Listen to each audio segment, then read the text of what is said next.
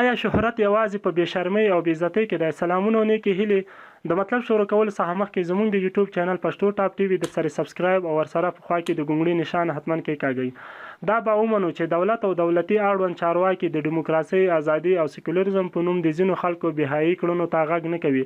دا به هم ومنو چې ځینې خلک له خدایه نه یریږي او د دین او آخرت په فکر کې نه دي.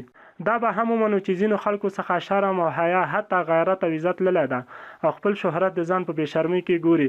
دا به هم ومنو چې ځینې لږ عمره بې تجربې ځوانان ناپوهه وي او خپل راتلونکي ته یې پام نه وي. خو آیا د داسې بېحیا بېشرمو کړنو خلک، خصوصا ځوانانو، کورنۍ، مور او پلار نشته چې د خپل او خپلې کورنۍ د عزت لپاره د دوی دا ډول کړنو مخنیوی وکړي یا ورته نصیحت وکړي چې افغان او مسلمان ته پکار ده چې د اسلامي او افغاني کلتور یا دود او دستور پر ځان پلي او درناوی ورته وکړي. کېدای شي ځینې ملګري ماته ووایي چې ستا یې پرې څه. ملګرو، یو څوک د افغان په توګه د افغان په مطبوعاتو کې د افغان په نوم داسې بېحیا کړنې ترسره نه کړي چې ټولو افغانانو خصوصا پتمنو نجونو ته پیغور وګرځي.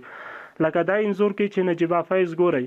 که څه هم ما داسې اورېدلي وو چې د پنجاب ISI دا ډول نجونې ځینې پردیپال افغان تلویزیونونو ته په کرایه ورکړي دي تر څو داسې کړنې ترسره کړي او بیا دا فلمونه مدرسو ته د غربي ډیموکراسۍ په نوم د تبلیغ لپاره یوسي او تنکي ځوانان انتحاروي ته چمتو کړي. د مطلب په اړه مو خپل نظرونه په کمنټ کې پرېږدئ او ویډیو در سره لایک او شیر کړئ.